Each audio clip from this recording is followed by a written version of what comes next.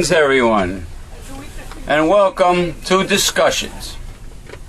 This is Discussions of Volume 4 series, because we started the discussions on video in December, which was Volume 1. December, January, February, and now it's March. Volume 4 series. Now, I am your host, James Parana Madonna, along with my co-host and mentor, the Reverend Dr. William J. Eisenman. We're coming to you live from the Newsletter Censored Research Center in northeastern New Jersey. And before the Reverend Dr. Bill reads some very important, hard-hitting articles, I have a few things to bring up. Okay. As long as you don't put up. Put up. Oh, by the way, it's a beautiful, mild day today. For those of you that caught me on Health Talk, I had some really long articles on Health Talk. I had to take some organic apple cider vinegar from my throat. Man, were they long. But it was a great Health Talk. It was like an hour and a half long, as usual. And I talked about many hard-hitting, many important things. Like, did you know, Reverend Bill, Dr. Bill, that many U.S. hospitals have hyperbaric oxygen tanks that they rarely use because the insurance company and Medicaid and blah, whatever won't pay for the treatment, and they don't even realize. Maybe they do realize, but they don't recognize and accept the fact that so many illnesses are helped by hyperbaric oxygen therapy, but the tanks are sitting idle in hospitals. It's incredible. Because the insurance companies are in charge. Yeah, and they were in charge when Obama and the Congress tried to get the insurance bill passed. And the drug companies are behind them all. Yeah. Okay, now I just want to give some important information to people out there. You probably have seen on the news that the scammers and the crooks out there that like to steal people's identity theft and rip you off with your debit card or your credit card.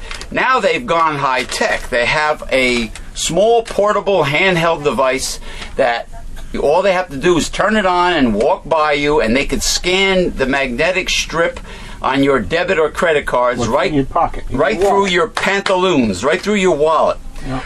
It penetrates. Well, this is what I've been told.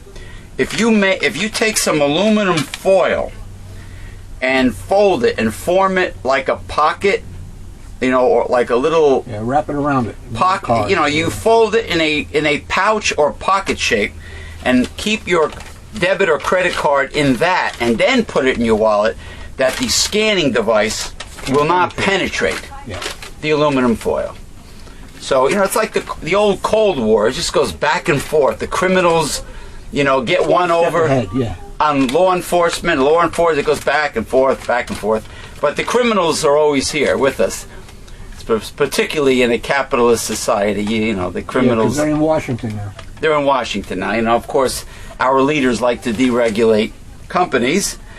Now, Donald Trump this past week was on David Letterman, and of course, David Letterman was pumping him for information on what he thought of what needs to be done with today's terrible economy and job market in the state the country's in, and because Obama kind of like announced, it was kind of wishy-washy, it wasn't concrete, but he would like to run for president.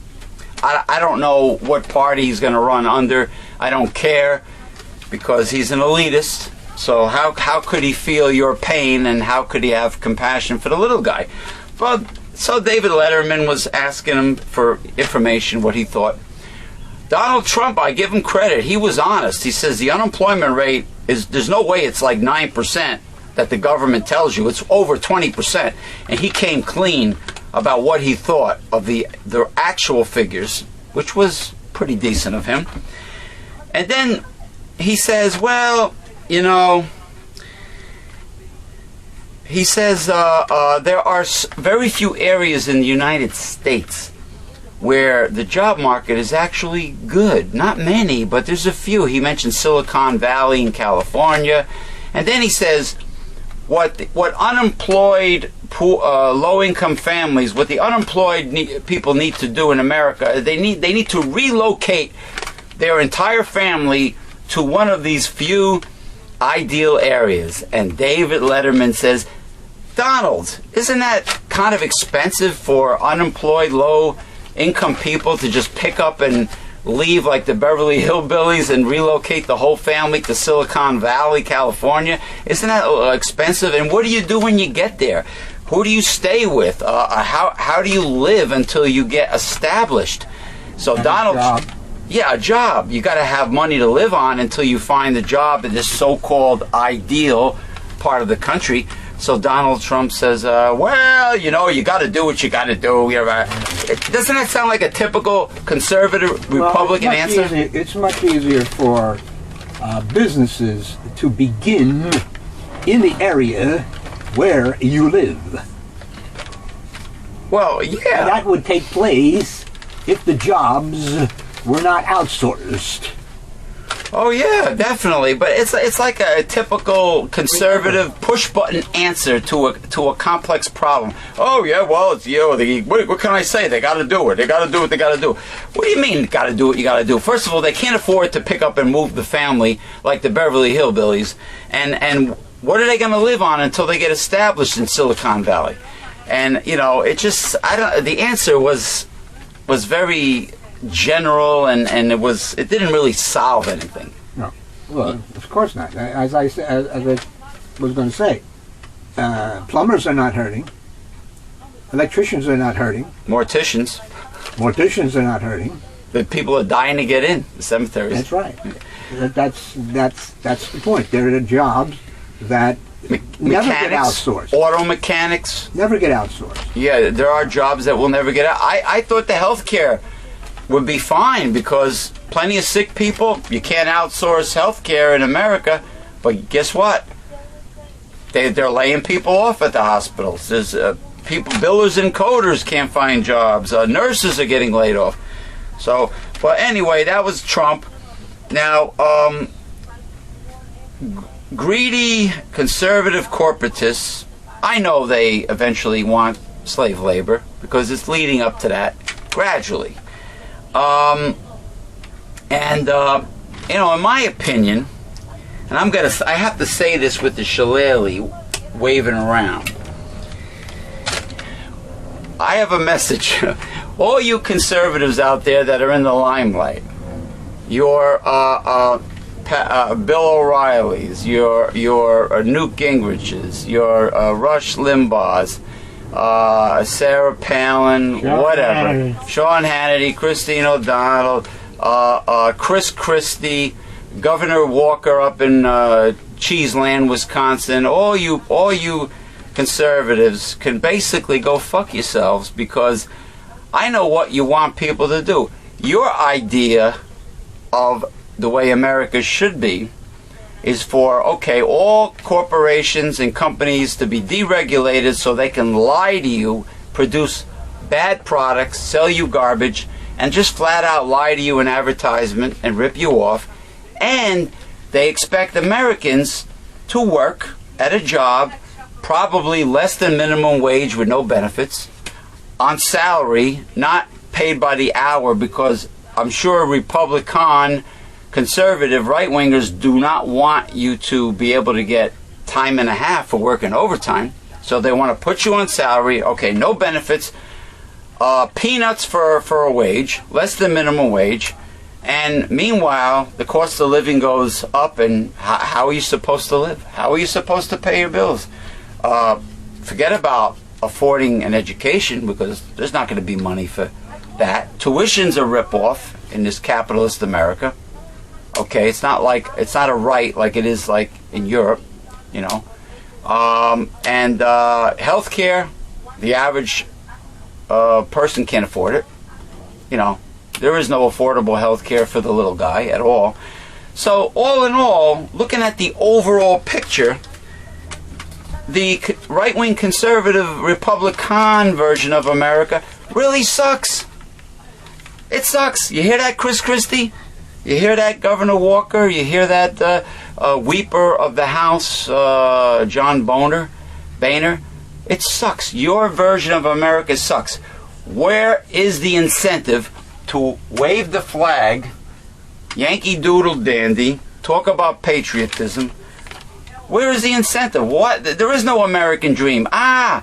Maybe there is an American dream only for the fat cat elitists and the rich that do not pay taxes and get all the breaks. Maybe that's what the American dream was designed for, Dr. Bill.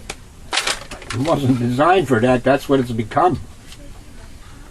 They want the plutocracy. The top 20 or 30%. That's what everything is geared towards. Yeah. Not the lower class or the middle class. No, not at all. No, they've been stealing from the middle class and the lower classes for the last 30 years. I mean, you never hear this. For the last 30 years, the rich have never paid their fair share of taxes, and yet they want more tax breaks. And nobody ever brings this up, that for 30 years they've been on vacation. And who had to make it up those taxes? The little guy, the middle That's class. correct. The middle class have the That's tax correct. burden. Incidentally, what is it, March, what the hell is it? 5th, I think. 5th? Yeah. Saturday, March 5th, 2011, right? Yeah. All right.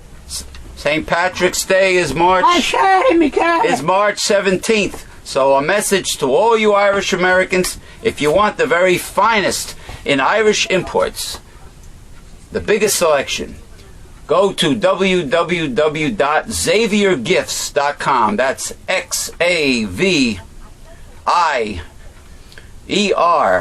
gifts.com for the very finest in high quality Irish imports. And this is the weapons grade authentic blackthorn shillelagh imported from Ireland, marinated and cured, ready for the skulls of right-wing Republican conservatives. Oh my God. Governor Walker, hi. You know what? I like to see him try something when the masses of poor, unemployed people start protesting in the many tens of thousands or maybe hundreds of thousands. I like to see you take a baseball bat. He's still going to hang. Take a baseball bat, brother, because maybe the little guy will start forming militias. Then what you going to do, punk? Yeah, Governor Walker? Oh, by the way, Chris Christie looks like he's getting fatter, by the way. His belly. He is. Maybe he's eating the homeless to solve the homeless problem. He's eating their share. Well, he's eating their share because the soup kitchens in New Jersey would be buffets if he gave up some of his grocery bill. But he's getting fatter. I thought he had a personal trainer. Yeah, that's what I heard. No, he's on the seafood diet. Seafood, yeah, that's right. He sees food, Got to eat it. and he eats it. But maybe he's resorted to cannibalism to satiate his appetite. So he's getting rid of the problem with the poor and the homeless by barbecuing them with an apple in their mouth on a rotisserie, and that's why he's putting on so much weight. No, but anyway, we have our first article. A dog Michelle Lilly. ate 3 of his owner's toes Was his owner dead? as the diabetic man slept, Gee, nice pooch, man's best friend. most likely out of instinct to help remove diseased flesh, animal experts say. Not that the dog had a foot fetish. James Little, 61, called 911 on Tuesday to say his dog had eaten the body parts while he was sleeping. Maybe it became numb because of his He told diabetes. the Associated Press on Friday that he is doing fine. He suffers from diabetes, Yeah. one symptom of which is numbness in the hands and feet. And then possibly gangrenous. Maybe that's why the dog ate the toes. All due to the toxic food found in American supermarkets. All the high carbohydrate processed food. That's why you have so many diabetics in this country now, and obesity is a serious epidemic. Shocking as it may seem, U.S. government doctors once thought it was fine to experiment on disabled people and prison inmates. Really? Such experiments included giving hepatitis to mental patients in Connecticut, Sounds like Dr. Mengele was resurrected. squirting a pandemic flu virus up the noses of prisoners in Maryland, and injecting cancer cells into chronically ill people at a New York hospital. I bet conservatives advocated this idea. Much of this horrific history is 40 to 80 years old, but it is the backdrop for a Really? meeting in Washington this week by a presidential bioethics commission. The meeting was triggered by the government's apology last fall for federal doctors infecting prisoners and mental patients in Guatemala with syphilis 65 years ago. U.S. officials also acknowledged there had been dozens of similar experiments in the United States. Studies that often involve making healthy people sick. Do you think the people that they're experimenting on are people of color? Are you leading up to something? They're not going to be rich, that's for sure. Well, they're not going to be elitist and wealthy, and I have a feeling the way, considering how racist Yeah. conservative Republicans are, I bet they're doing this to people of color in prisons The poor, or people of hospitals. color, The poor, right? Yeah. You know? disabled, Yeah. and the prisoners and the mental people. Yeah, they're not harassing. I'm sure they're not harassing. The 1%. High income white Americans or high income Americans. Period. An exhaustive review by the Associated Press of medical journal reports and decades-old press clippings found more than 40 such studies. At best, these were a search for life-saving treatments. At worst, some amounted to curiosity, satisfying experiments that hurt people but provided no useful results. Inevitably, they will be compared to the well-known Tuskegee syphilis study. In that episode, U.S. health officials tracked 600 black men in Alabama who already had syphilis, but didn't give them adequate treatment even after penicillin became available. These studies were worse in at least one respect. They violated the concept of first, do no harm, a fundamental medical principle that stretches back centuries. When you give somebody a disease, even by the standards of their time, you really cross the key ethical norm of the profession. Mm-hmm. Some of these studies, mostly from the 40s and the 1960s, apparently were never covered by the news media. Others were reported at the time, but the focus was on the promise of new cures, while glossing over how test subjects were treated. Attitudes about medical research were different then. Infectious diseases killed many more people years ago, and doctors worked urgently to invent and test cures. Many prominent researchers felt it was legitimate to experiment on people who did not have full rights in society. There you go. People like prisoners, mental patients, poor blacks. It was an attitude in some ways similar to that of Nazi doctors experimenting on Jews. Like Mengele. There was definitely a sense of, that we don't have today, that sacrifice for the nation was important. Though people in the studies were usually described as volunteers, historians and ethicists have questioned how well these people understood what was to be done to them and why, or whether they were coerced. Interesting. Interesting that will be going on today. in the 21st century. I can bet you it is. 2011. Interesting. But I'm glad things are coming out of the woodwork, so to speak. The years may change, but the human nature doesn't change. Human nature is vile. I mean, the great experiment, or the creation of man wasn't a positive thing so far historically, and but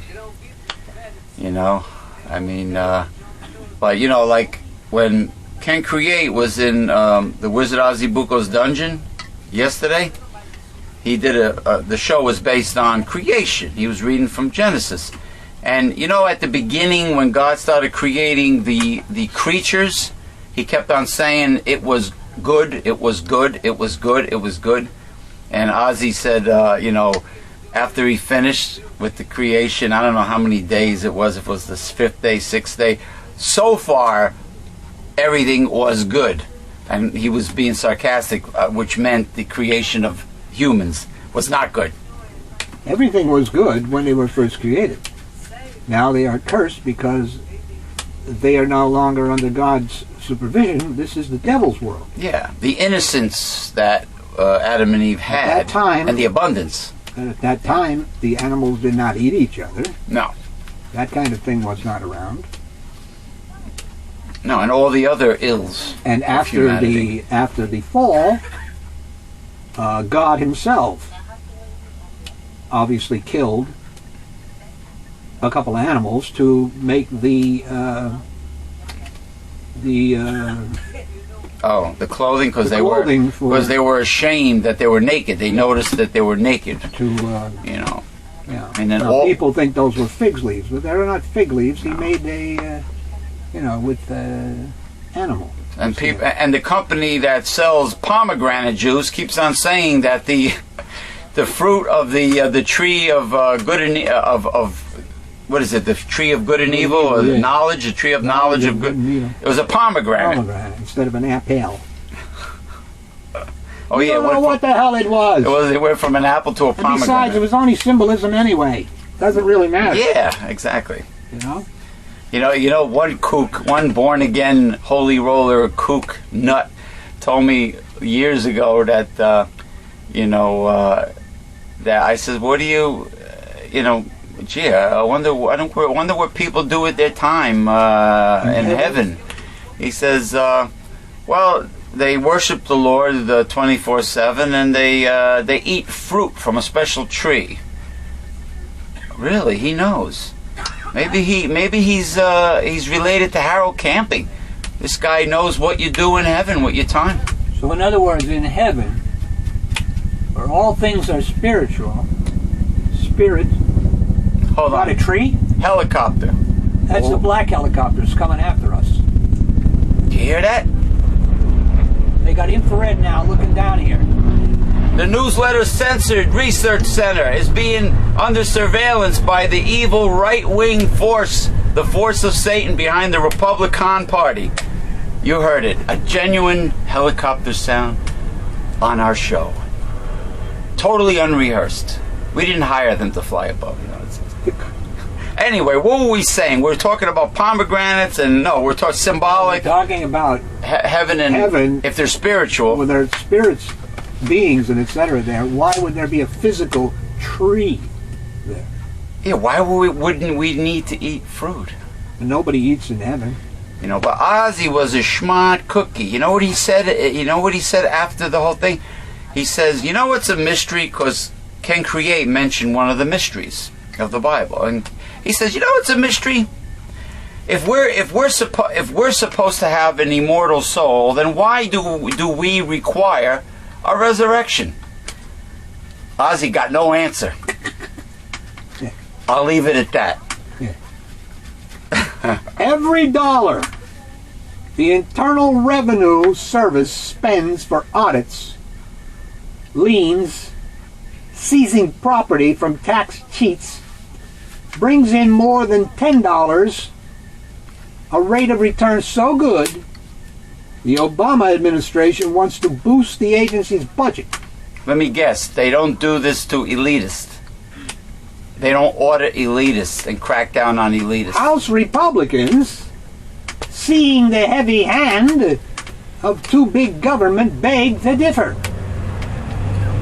They've already voted to cut the IRS budget by $600 million. Well, because they don't want to pay any taxes. They don't want anybody coming after them. The IRS has dramatically increased the pursuit of tax cheats in the past decade.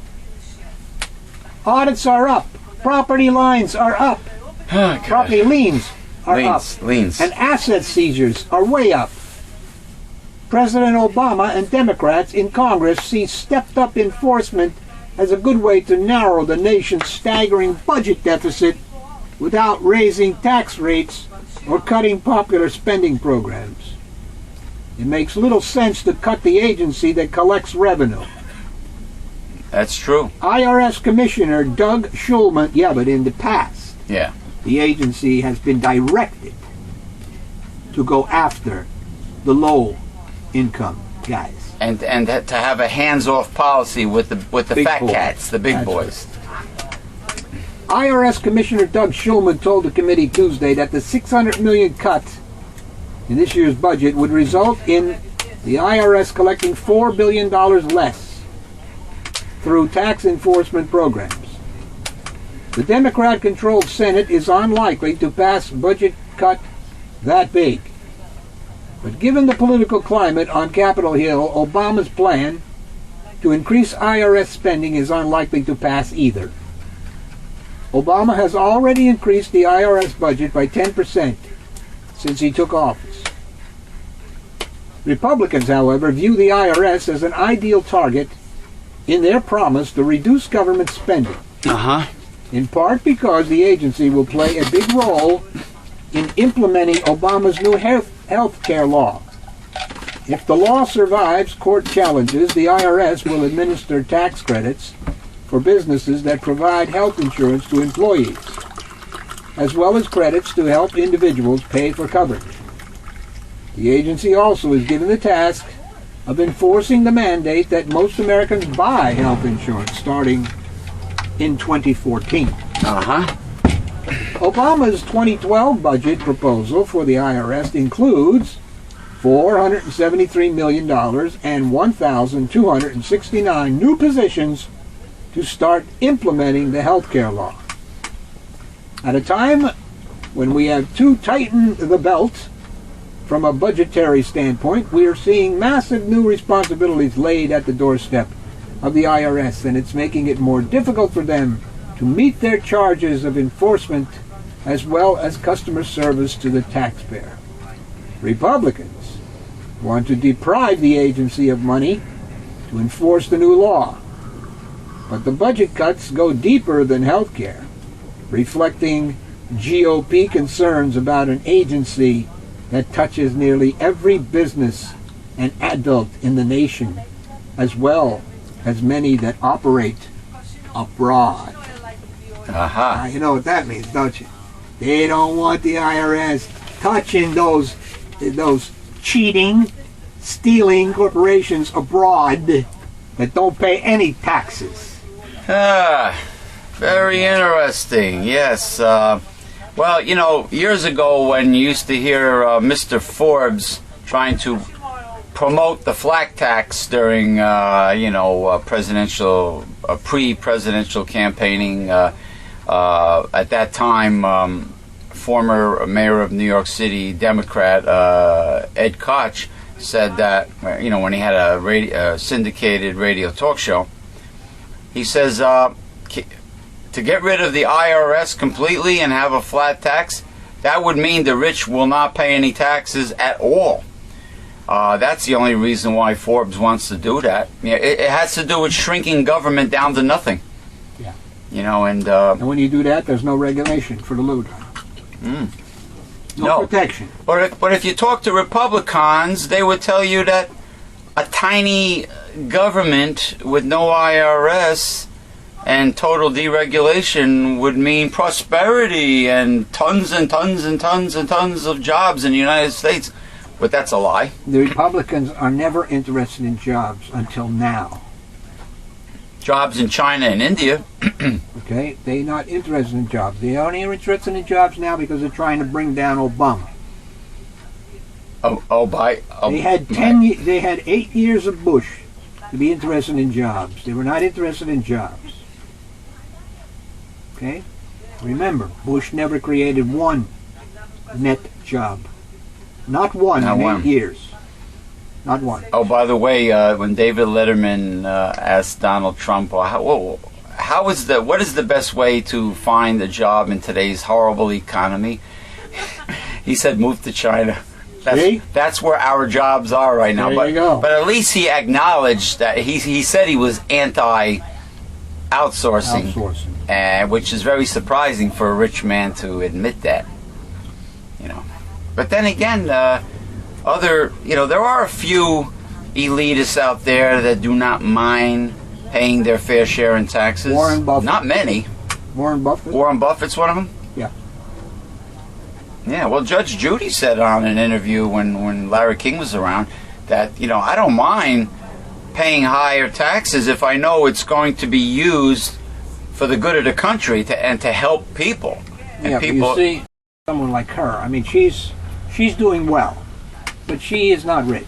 No, she's not. In the sense of the top 1%. No, she's not. Okay? She's not so her saying elitist. that doesn't mean anything. Right. Really. That means that she's talking like from a middle class point of view or a lower class point of view. Well, and they've already had the tax burden on them for the last 30 years. Yeah. Well, she don't need to talk like that. Well, she's a millionaire, but she's not part of the 1%. We don't have a tax problem in the sense that everyone talks about it. We have a revenue problem. That means not enough taxes are being collected. Because for the last 30 years, the top people have not paid their share. Simple as that. And the military budget is extremely, extremely bloated, unnecessarily. Well, that too. Sucking up a lot of money. George Bush's 2 tax cuts cost this country in 10 years $2.5 trillion. Mm-hmm. The deficit this year is $1.3 trillion. So what does that tell you? Right. If we had $2.5 trillion right now, would we have a deficit? No. Our deficit is $1.3 trillion. George Bush tax cuts were $2.5 trillion. Would we have a deficit today? Absolutely no. No. So why can't people figure this out? It's a tax revenue problem. That's what it is, a revenue problem. There's not enough taxes coming into the Treasury because for the last 30 years, the rich have not paid their fair share. Yeah. And then this is the mantra that should be said every single day. And then, of course, with welfare, like the Wall Street bailouts. Subsidies. Welfare. Oh, but if the little guy needs help, they make a big stink about a few dollars here and a few dollars there for food stamps for the poor, or for a stinking Medicaid car or whatever. That's what happened. Little crumbs. The political leaders make a big deal out of it. Conservatives, Chris Christie, well, forget it. He'll be ranting and raving about. But it's okay to give $1 trillion to Wall Street. They should look. Is the reason why they were ready to go under. Let them go under. Let better, smaller, younger, emerging companies take over the fat cats. Maybe the fat cats need to die. That's capitalism. Right? Yeah. Who's to say there are not...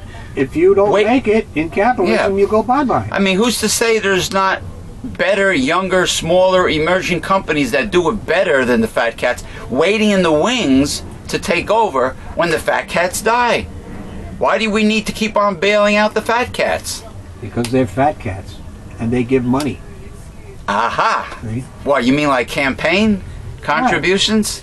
Why else? And that's probably why you don't hear from any of the independent candidates on the debates any longer. You do not hear from the independent candidates. They are not invited to the debates. So no one knows what the independents are about. Interesting. As always. Remember, that's what Mr. Michelele. Scott Walker did in Wisconsin. He gave the corporations a tax cut, the rich, and then he claimed that they had a budget problem. And then he was going after the teachers and the public sector people. See? But there was no problem until he created it. There's a lot of problems that are non-existent that are blown out of proportion to make the American people think that there's really a problem.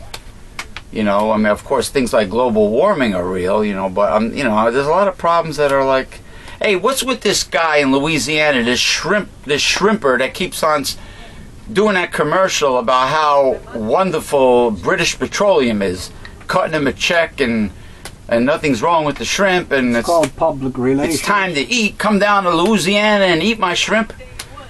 I mean, you know, the bottom of the Gulf of Mexico is dead. Yeah. Yeah. It's called PR. PR. Whenever you see a company using public relations, you know they got a problem. Look at Mr. Purdue. Look at Mr. Who's that? Johnson & Johnson? Oh. Look at Walmart right now. Bringing out their people who make $15,000 a year, saying how great it is to work at Walmart. Yeah, barely. Maybe. Huh? Oh, it's wonderful. Oh, you know, come on. $15,000 a year. $15,000 is $725 an hour. It's the minimum wage. $15,000 a year at Walmart is like being under the shillelagh, under the handle here, and the cost of living would be like far above the knob here of the shillelagh. It's like you can't survive on it. What the fuck? You know, that's why these conservatives keep on doing the Yankee Doodle Dandy, waving the flag. Woo, woo, woo, woo, woo. The median income in America is somewhere around bullshit. $43,000. Could Boehner live on that? Yeah, does he have kids, Boehner? Well, he has a family. I'm Yeah, sure he does. well, let's say he's got some kids, daughter, remember, son. Remember when he was crying? My kids. Let me tell you something. John Boehner's kids, or Chris Christie's kids, or any of these Republican politicians, their kids would not work at Burger King. I'm telling you right now. Never. They won't work at Burger King. But they want adult Americans to work at fast food restaurant and have like 2-3 jobs of minimum wage jobs, but their own children will not do degrading, you know, manual labor or whatever you call them, bottom level jobs. They won't do it. Huh? Entry level? Entry level position. Is that entry level means no skill, no marketable skill, no formal education? You just get a job for the sake of acquiring an income, Yeah. just to have money in your pocket. Yeah. That's entry level. Okay. A nearly unanimous Supreme Court ruled on Wednesday that the First Amendment protects even hurtful speech about public issues and upheld the right of a fringe church to protest near military funerals. I am glad that you found this article, because I saw it on TV and it was infuriating. It was disrespectful. It was in bad taste. This man was trying to bury his son who died in Afghanistan. I'm sorry. Read the article, and then we'll get to that. Yeah, we'll get to that. I think we're going to get to a statement I can make on the church itself. It has to do with right-wing fundamentalism and the racism that is. Well, it happens to do with these people. They call themselves a church. It's a Baptist. It was a best. They're not really a church. No. They found a way of tax dodging, but you know, using the word Baptist. But they don't. Well, maybe we'll get to it here because it'll jog my memory. Yeah, they said his son got killed because he's gay. God bumped him off. The point is, that's what they said. That these people believe that God is cursing us because of the soldiers being gay. And being gay. Right. Not all the soldiers being gay, just soldiers themselves. Well, this particular protesting. The point is and taunting that they did. The point is that they don't understand the Bible, number one, and they are not really Christians, number two. So what they're saying is not biblical. No. Chief Justice John Roberts wrote in the 8-1 decision that Topeka, Kansas-based Westboro Baptist Church's picketing is certainly hurtful and its contribution to public discourse may be negligible, but he said government cannot react to that pain by punishing the speaker. As a nation, we have chosen a different course to protect even hurtful speech on public issues to ensure that we do not stifle public debate.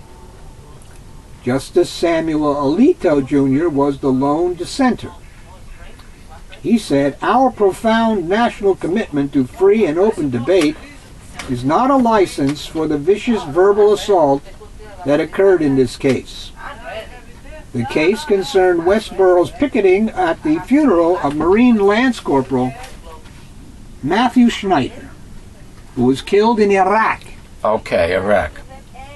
The church, which is made up almost entirely of the family members of its founder, the Reverend Fred W. Phelps, picketed the March 2006 funeral in Westminster, Maryland, carrying signs such as "Thank God for Dead Soldiers," "God Hates Fags," "America is Doomed." The picketers obeyed police instructions and stood about 1,000 feet from the Catholic church where the funeral took place. The protesters drew counter-demonstrators as well as media coverage and a heavy police presence to maintain order. The result was a spectacle that led to altering the route of the funeral procession.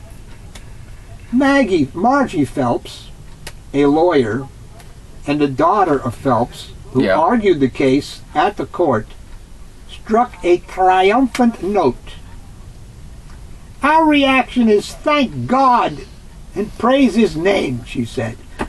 "He has a message for this nation, and from the Pentagon on down, you're not going to be able to fight it. The church contends military deaths are God's revenge for the country's tolerance of homosexuality." Oh, man. See? Now that is absolutely where they pulled that from, I don't know. Maybe from their ass. Well, they're definitely right-wingers. Several weeks after the funeral, Albert Schneider, the soldier's father, was surfing the internet for tributes to his son when he came upon a poem on the Kansas church's website that assailed him and Matthew's mother for the way they brought up their son. Soon after, Schneider filed a lawsuit accusing the Phelpses of intentionally inflicting emotional distress. He won $11 million at trial, later cut in half by a judge. The federal appeals court in Richmond, Virginia threw out the verdict and said the Constitution shielded the church members from liability. The Supreme Court agreed. Church members have said they have no sympathy for Schneider, and that continued after Wednesday's decision. Marjorie Phelps thanked Schneider for filing the suit and putting a megaphone to the mouth of this little church. Asked whether the decision would change the church's tactics, she said, "We're going to picket more." Schneider's reaction at a news conference: "My first thought was 8 justices don't have the common sense God gave a goat." He added, "We found out today we can no longer bury our dead in this country with dignity." He said it was possible he would have to pay the Phelpses around $100,000, which they are seeking in legal fees, since he lost the lawsuit. The money would, in effect, finance more of the same activity he fought against. Veterans groups were dismayed by the ruling. Veterans of Foreign Wars National Commander Richard L. Eubanks said, The Westboro Baptist Church may think they have won, but the VFW will continue to support community efforts to ensure no one hears their voice. Because the right to free speech does not trump a family's right to mourn in private. That's true, and they do not have a direct bat phone to God. They do not speak for God, therefore they have no right to judge. Exactly. You know, and regardless of what the Bible may state about homosexuality, it's none of your fucking business. Mind your own damn business. Worry about your own kids. Right-wing fundamentalist religious nuts. Worry about your own kids and drive them crazy. Don't drive everybody else crazy. It's unbelievable. If I was the father, I punch him out. I punch him right. I hit him with the shillelagh. And then the father would be taken into custody in jail and have more problems. Well, did they approach the Faja? I'm sorry. No, they were 1,000 feet away. They were okay, all right. I thought, all right, that's very important. Because if they would have approached the father at the funeral disrespectfully and interfered with the funeral, so they were 1,000 feet away hollering in the background with the picket signs. Okay, well, that was still bad what they did. But, you know, I thought maybe they approached the parents, you know. Well, it may be bad what they did, but that's not the point from my point of view. My point of view is they are counterfeit Christians, and they have no right to be taken seriously as a church or as representatives of Christianity. And that's what has occurred here, and I can bet you that freedom of speech was not the issue amongst the conservative members of the Supreme Court. It was the religious issue. Yeah. Okay? Because they don't say boo about any kind of religion stuff. They let that go. Yeah, well, doesn't the Bible have some things to say about people who like to take God's law into their own hands? Well, human beings have done that ever since the garden. They got kicked out of the Garden of Eden. Yeah, but the Bible says there's something about if you judge others, you too shall be judged, or something like that. That's how it's going to be for them in the end. Yes. You know, but yeah, so that's nothing surprises you today, huh? In the end times, 2011. And let me get this one done here, and then take a high tea. Yeah. Northwestern University found itself at the center of a furor on Thursday after a sexuality professor allowed students to stay after a lecture to witness a couple using a mechanized sex toy. This was in is it a school? Northwestern University. And where? After class. Can I take some courses there? Chicago. Can I take some courses there? I guess so. Wait a minute. Are you trying to say that a couple that were not students or students? They may have been students. They may not have been students. You mean in the classroom they took all their clothes? After class. Not during class and for extra credit? Wait, where did they do this? Like in the classroom? Obviously.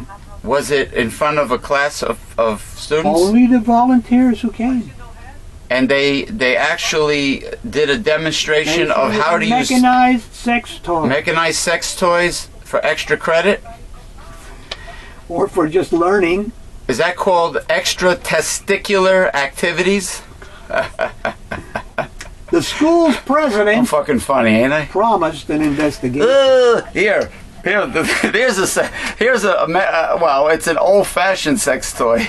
I am troubled I'm sorry. and disappointed by what occurred, President Morton Shapiro said. I feel it represented extremely poor judgment on the part of our faculty member. The demonstration took place on February 21st after Professor John Michael Bailey's human sexuality class, which focused that day on kinky sex. Bailey... That's a class? who teaches what some students say is one of the most popular classes, often ends sessions with an invitation for students to stay after class to hear from sex therapists, swingers, transgender women, and others. So they got a free live sex show, and this is a co-ed classroom? According to students and one of the participants, Is that a job? Can I apply? Bailey had invited Ken Movoin-Berg What? as a guest lecturer to discuss bondage and sexual fetishes. Ken Mo Howard? What's his name?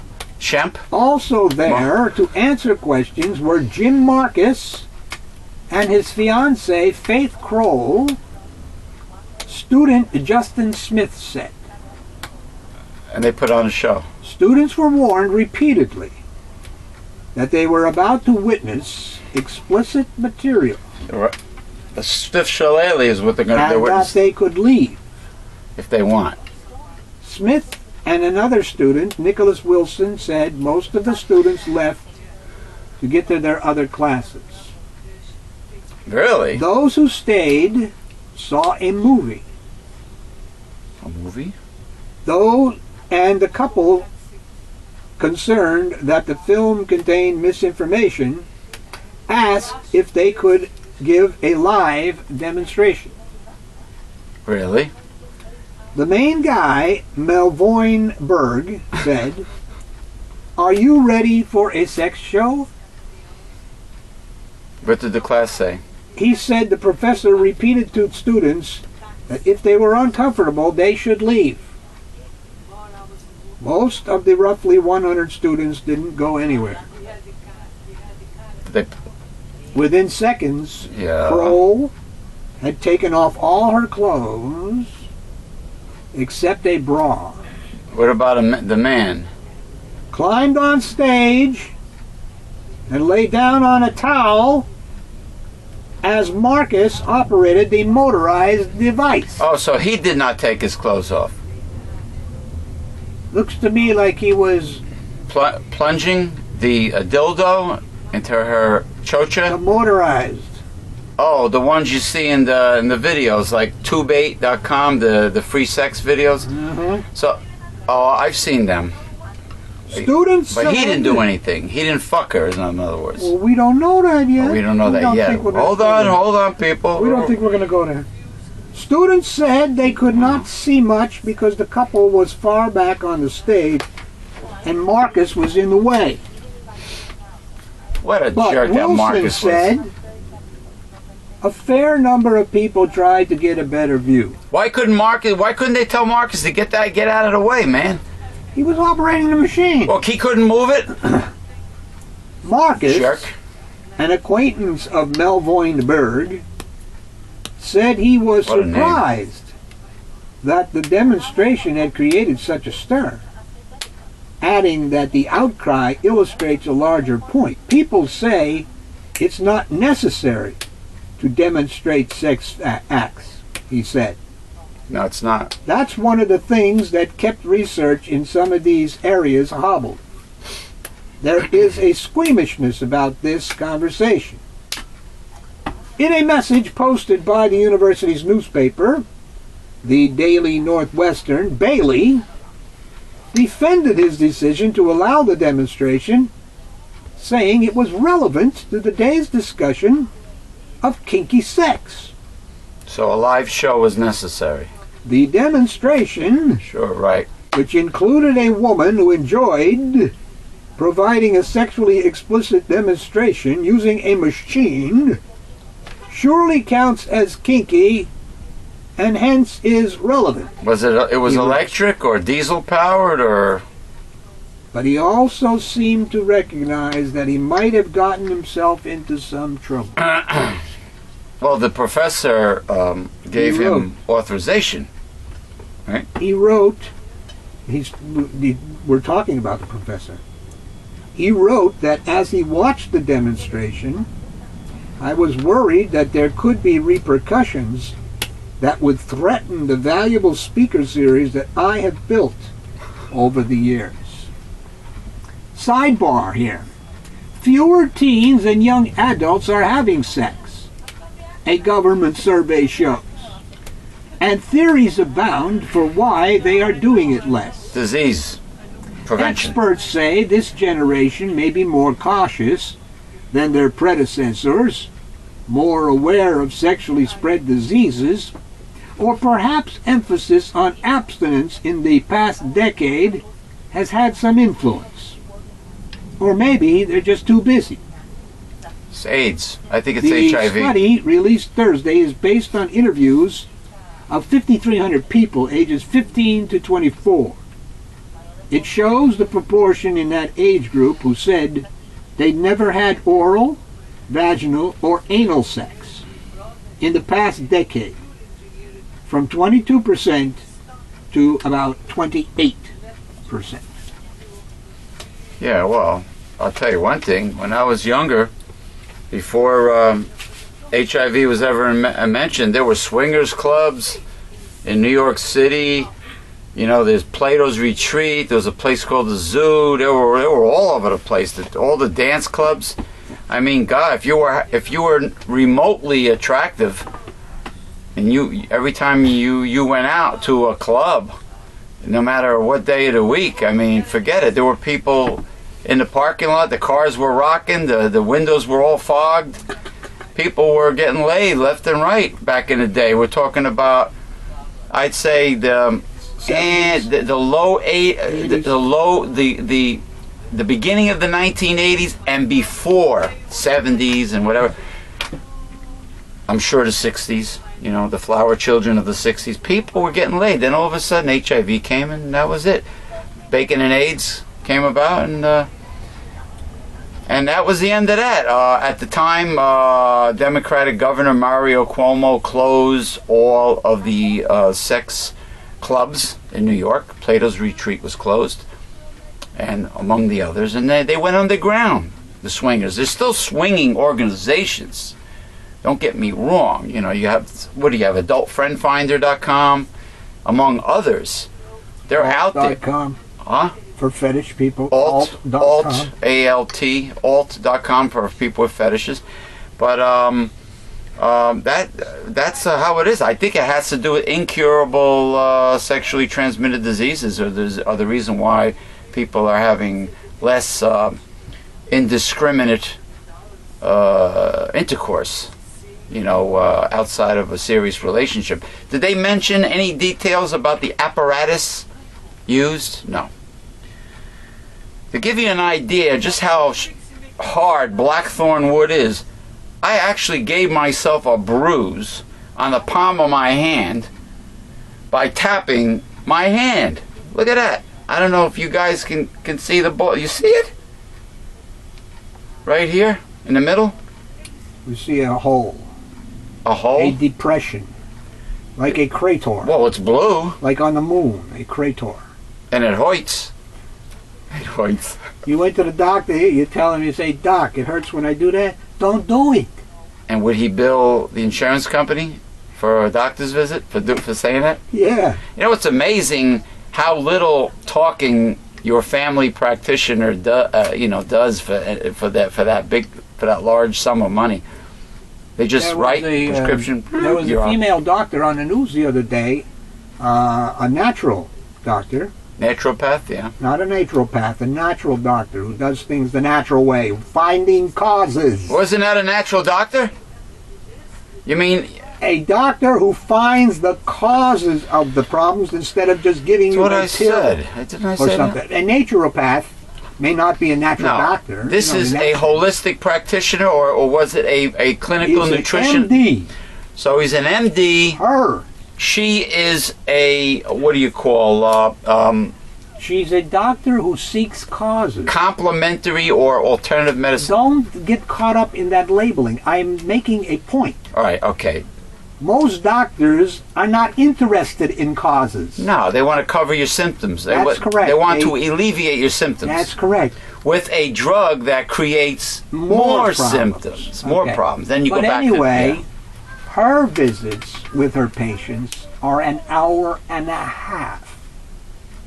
Oh, she works for a living. Thank you. So, that's my point. wow. Your doctor, you're lucky to get 15 minutes with him if you go in. Yeah. Okay? You're lucky. Well, all the time you spend is in the waiting room. Then you go to the little baby waiting room when you have the gown on with your ass hanging out. Yeah. And then by the time you see the doctor, 5 minutes if you're lucky, and you're gone. That's it.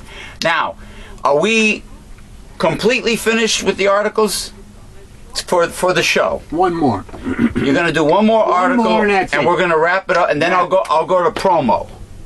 While you're participating in high tea with your organic green tea, taking your vitamins, which incidentally, no matter where you are, of course, your voice is picked up very loud and clear. Anyway, I'll do promo and I'll wrap it up. When you've watched the chimpanzees at the zoo or in a nature film, did you realize you were watching one of your closest relatives? Yeah, you can't in the animal kingdom? You can't trust them. They're dangerous when they grow up. Experts say Believe me. humans share from 95% to 98% of the same DNA as chimps. I know. Chimpanzees and humans are a lot alike. She's telling me. We are also a lot different. Jane Goodall has been studying chimpanzees for more than 50 years. They never attacked her? She founded the institute which helps chimpanzees, an endangered species. DNA is the coding in genes for how all living things on Earth look and act. All life, including plants, share DNA. Humans share more DNA with chimps and another ape, the bonobo, or the bonobo, I believe I heard it pronounced also. The bonobo, The hell who is is a real that? pervert, by the way. He The jerks. bonobos He, are jer- really- he masturbates a lot. He waxes bishop. They're very perverted. They're always very- always playing with themselves. Something like that. I mean, like Michael Jackson used to always touch his crotch. They're always going, "Hello, neat, neat." Anyway, another ape, the bonobo, than with any other animal. But no one would mistake a human for a chimp. No one really knows how intelligent chimps are. They have different uses for their intelligence than humans do. Mm-hmm. So it can be hard for us to measure. Human brains are about 3 times bigger than chimps' brains. But the structure of chimp and human brains is a lot alike. That's what I hear. Chimps love to laugh and play. Experts say they can hear chimps laughing through the forest. They pretend to bite and chase each other, play keep away, and play jokes. What do you laugh about in the jungle, man? What do you? What amuses A chimp. a chimp living under the canopy of a rainforest? I mean, do they have their own? Do they put on their own theatrical shows? Do they have Chimp theater. Chimp the Link, Secret Chimp? Back in the '60s, they used to play after the Monkees. You know, the rock group. Some of their jokes look a lot like what some humans might do. For example, a chimp might casually stick out its leg and trip another chimp walking by. Really, they're that sophisticated. I bet you they also would throw a banana peel out there and laugh when another chimp falls on a banana Slipped peel. on a banana peel. Well, if I had all that time on my hands, living in a jungle with no nightlife, I'd probably have sex all the time. And then the joke player laughs. Yeah. Jane Goodall shares a moment with one of the chimps at Gombe National Park in Tanzania, Africa.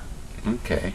Fanny, a chimpanzee from Gombe, cradles her infant Fax. Chimp offspring often stay emotionally close to their mothers for their whole lives. Yeah, like human families. Chimps play their whole lives. Even the oldest male chimps may play with the young. Right. I just want people to realize something. The chimpanzees you see performing in commercials and movies are baby chimps. When chimps become adults, they're extremely powerful and dangerous and temperamental, as you well know from what happened in the news a couple times. One to the woman in Connecticut, and another one was a man who ran a show of performing chimps. And they ganged up on him, they attacked him, and they messed him up pretty bad. I don't know if he's still alive, if he survived the attack. You got to understand something. Chimps or whatever, these are wild animals.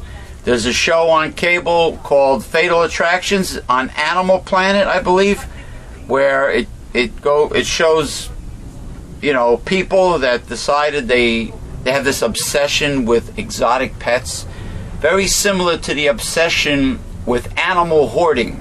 The woman, the older woman that must have 1,000 cats in her house instead of having 1 or 2 cats as a pet.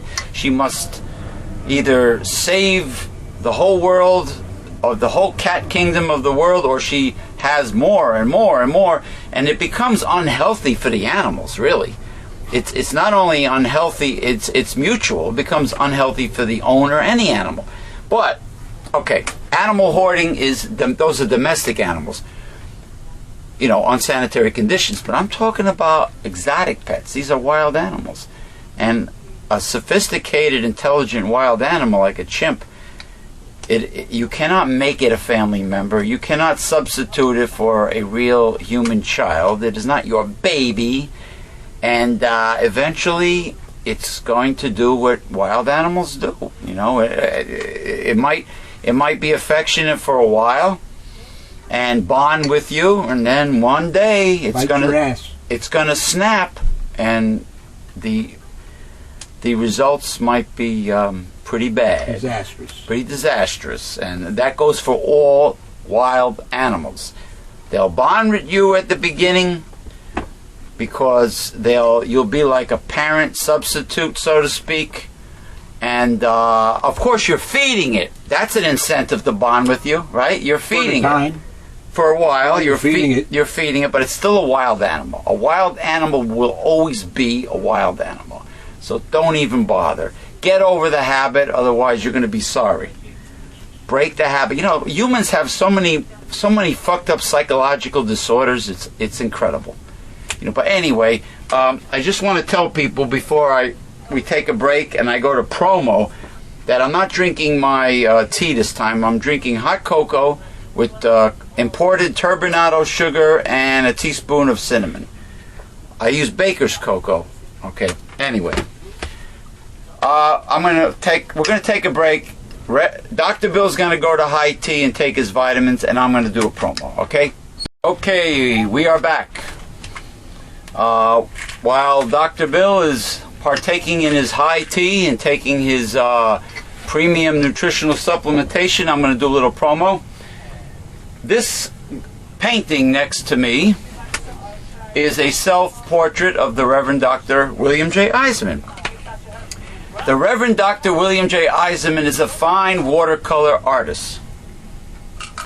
You can see the William J. Eisenman's collection of fine watercolor paintings at either the William J. Eisenman Facebook profile, and hopefully it is available for public viewing, okay, and also at www.newslettercensor.com and at www.myspace.com/megalife21, and check them out. And if one of them is to your liking, or more than one, send him an email from newslettercensor.com. Send him an email and ask him if the painting is available.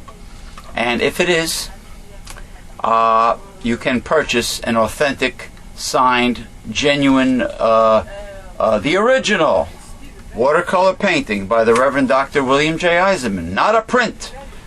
The original homemade painted watercolor painting with the signature of William J. Eisenman, PhD. Well, PhD is not on the painting, just William J. Eisenman. But anyway, the bidding starts at $500.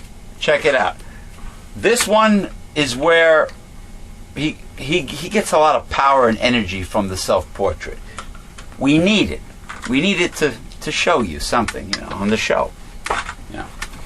I know somebody from YouTube says, you and that guy, some conservative was trying to start a fight. He says, oh, you and that guy that's right next to you, in the painting. The head. The head. You and that guy that's next to you, every time you do the show. Yeah. Conservatives, they're not too bright. Yeah, they're not too bright. The brightest light bulb in the room. They're not the brightest bulb on the Christmas tree. Yeah. No. Now, here we go. This is the very foundation of what we are all about. This newsletter, titled Censored, was founded and it was founded by my co-host and mentor, the Reverend Dr. William J. Eisenman, in 1977. And he is the managing editor, and it's going strong for over 30 years. 33. 33 years, okay, to be exact. All right. And this is the very best way to be a part of our organization, is to get your annual subscription to Censored. It is a newsletter fighting censorship and conservative propaganda. A newsletter of news, and it contains the political monologue at the beginning. This is the latest Censored, titled The Hidden Enemy, by William J. Eisenman, PhD. Hard-hitting truth and news, that's right. Fighting conservative propaganda, censorship and conservative propaganda. And then we have, once in a big while, you'll get Health Talk by yours truly, James P. Madonna. In this case, there's Health Talk, and followed by, sometimes if there's room, you will have Tidbits, which is involving current news topics that are applicable in a universal way, discussing the 5 taboos of American life, which is what this newsletter is about. Politics, religion, health, human sexuality, and child rearing. Okay.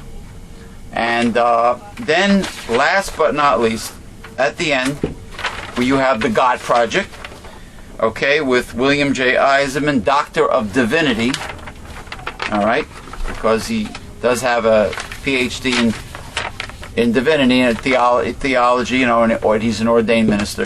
Now, and then at the end, we have Sexuality, a Holistic Approach, by William J. Eisenman, PhD. So, this is the very best way to be a part of our organization, okay, is to get your annual subscription to Newsletter Censored. And if you want to join our organization and you want to get more information than what you receive from our talk shows, either from the Pirate Radio Network or on YouTube, on the internet, get this subscription with your gift to support this work. Get your annual subscription to Newsletter Censored.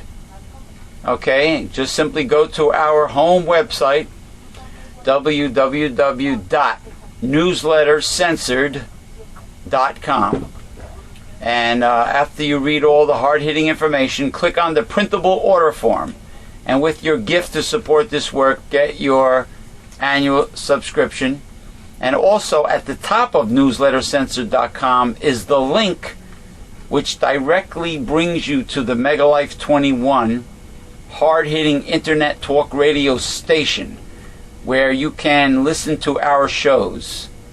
They run right now, unless we change it in the future, they run Thursdays through Sundays. While I have your attention, I'll tell you our schedule right now. Well, the schedule is really on the radio station. Thursdays, we have the show Newsletter Censored, titled Newsletter Censored, by the Reverend Dr. William J. Eisenman. Okay, which is basically the best of Newsletter Censored. Then, Fridays, we have discussions, the audio version of what you hear right now, along with all the discussions we did in the past before we started combining the audio with the video. Okay. Then, Saturdays, you will hear Health Talk by yours truly, James Parana Madonna. That's Saturdays. All of our shows start around 2 p.m. Eastern Standard Time. Okay.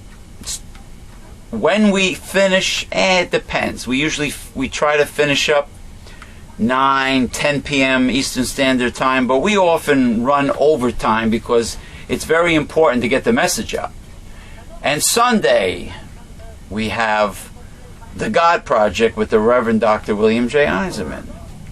And that's one of his, I have a feeling that's Dr. Bill's favorite show. What do you think about The God Project?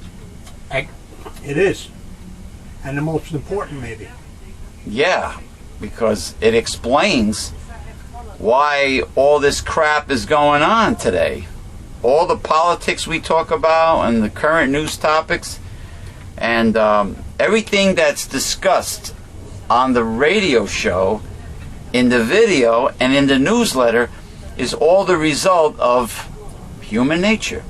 And why is human nature the way it is? Well, it's in the Bible. And that's what the God Project is all about. The literal interpretation of God's Word in the Bible, not what some dishonest, crooked, sleazy, phony, counterfeit Christian TV evangelist tells you, or some pastor that thinks he knows what's in the Bible, or people that use the Bible as a front to separate you from your hard-earned money. It's literal Bible interpretation, what the Bible really says, not what conservative counterfeit Christians tell you what the Bible says. Are editing it so that it will say. Yeah, to make it more conservative friendly. Right. Conservatives are trying to rewrite the Bible. Yeah. Because they're greedy, because their God is really money, which is idolatry, the love of money. Okay, and the church is the bank for right-wing conservatives. So that is basically it. The God Project is not about proselytizing or soul saving, converting. Even though there's a lot of Christians out there who claim to be saved and born again, that like to beat their views over your head, and they feel that they need to go out there and witness to everybody to save your soul. They want to save you. They should be more worried about saving themselves. What do you think about that saving thing that's going on? It's not necessarily always wasted time. It's not necessarily. Nobody's being saved except a certain amount of people in this particular lifetime. The elect. The elect.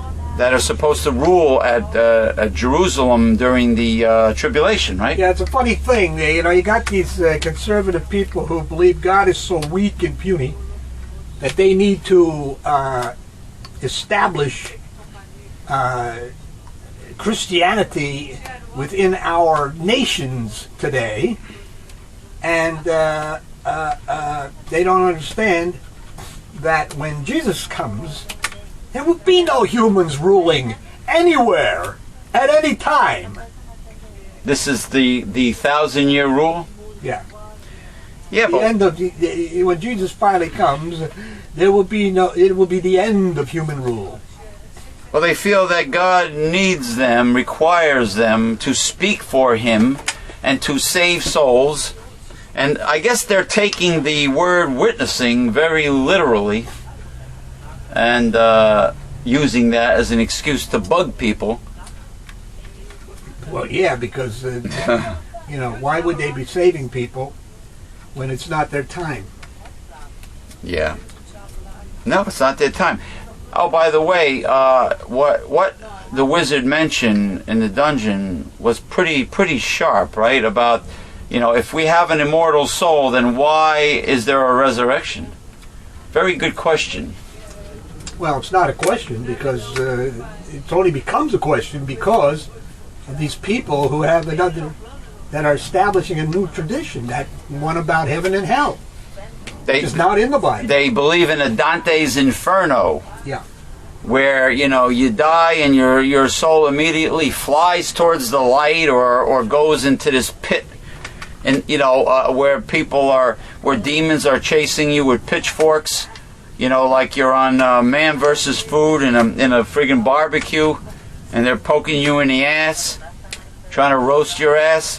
They believe in this Dante Inferno thing, which is not biblical. But that's basically it. So thank you for joining us for discussions. Volume 4 series. Volume 4, because it is the 4th month since we've been combining the video with the audio Internet Talk Radio show of discussions. And it is March 2011. We started in December. Now we have Volume 4. Thank you. Say so long to the people. Hasta la vista. I'm studying Spanish, Yeah, I know. You always say that. But anyway, it's good. It's all good. Like Tony Testosterone says. Yeah, it's all good, man.